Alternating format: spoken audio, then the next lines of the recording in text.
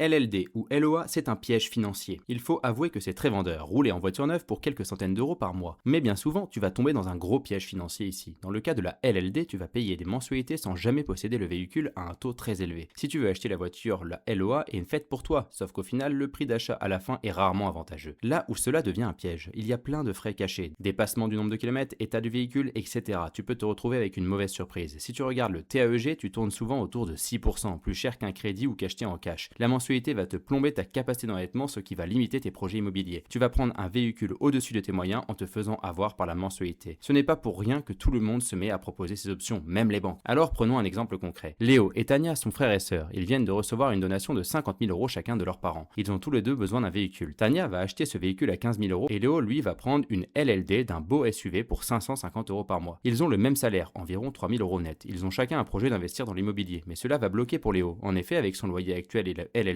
il est au-dessus des 35% d'endettement. Tania va pouvoir emprunter 150 000 euros en apportant 15 000 euros et investir chaque mois 500 euros. Et 7 ans plus tard, Tania aura remboursé une partie de son crédit et aura déjà un capital pour sa retraite, alors que Léo, lui, à part avoir roulé dans un SUV pendant 7 ans,